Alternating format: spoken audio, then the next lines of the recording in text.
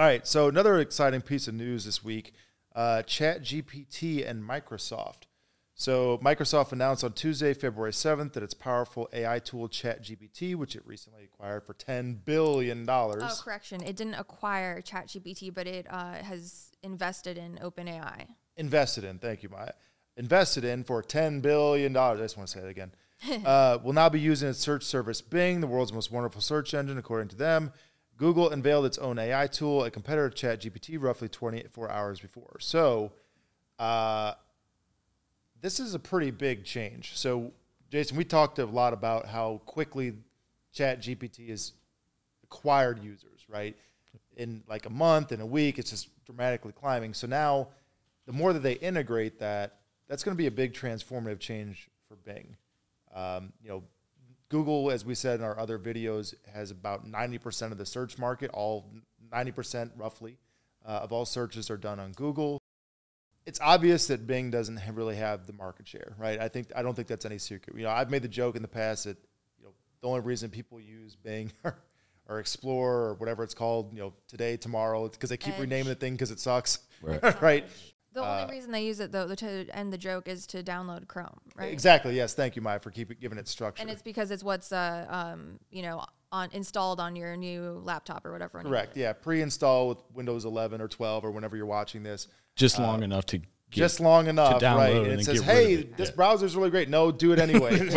But again, that could change with this, right? Because of the rampant amount of users. Like that's what they're trying to do.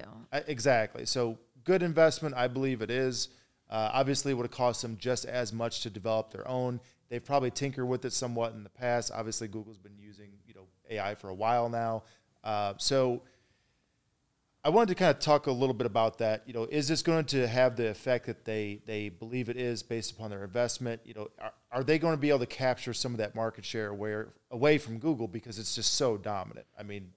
And this is another thing. So like they've announced that they're using it, but it's still there's just a limited preview. And in order to be able to use and play around with the features of using ChatGPT on Bing, you have to actually join a wait list. And we were speculating that part of that is probably because, even now currently with ChatGPT, half the time you get kicked off because there's too many users on. Right. So that could be why. Which that's probably going to be addressed soon. I mean, now that they got that humongous investment, I mean, it goes from like, the server in your closet to a building full of servers. Right, exactly. Yeah. But now that there's money involved, right, versus just experimenting with technology. And a big company behind it. Uh-huh. Yeah, so, but in order to get moved up on the waiting list, you can actually do that by setting your PC and browser to all Microsoft products.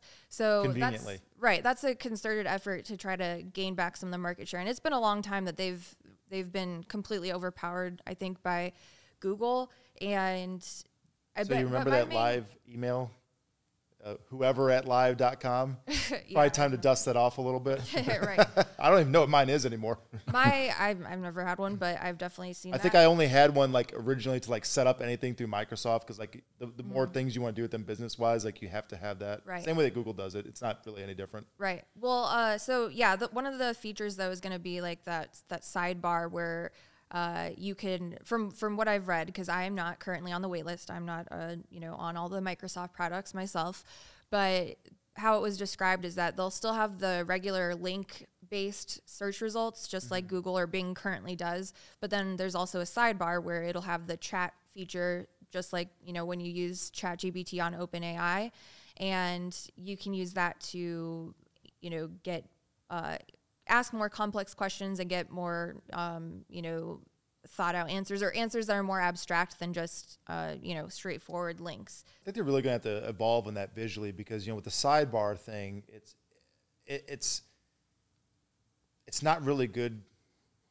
UI to have this really powerful tool kind of be shoved off to the side. I think, they're going to have to incorporate that more and more.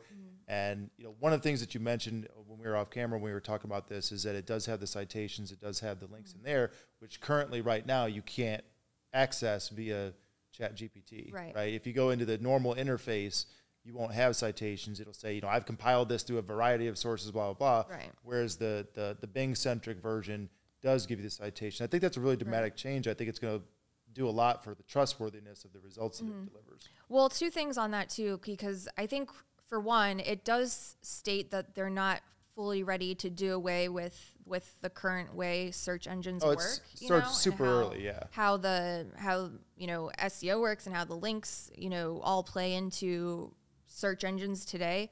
But another thing I was reading is that there will be, like, you can access once the full version is accessible to people, you can access the sidebar no matter where you are. So you don't have to be in the search engine, so you can be, an example that I was reading about in one of these tech blog posts was that you could, chat within it from your LinkedIn to be able to help you write a post. Because Microsoft also owns LinkedIn. Something like that. But just that a lot of people don't know that, by the way. But it can follow you around to different areas without you having to be in the search engine. So I think it seems to me like there's two different things going on. They're keeping, the traditional search engine, and then they're just adding this additional feature that can be used in sort of different ways. So I think it's a little early to tell exactly, how it'll all be used.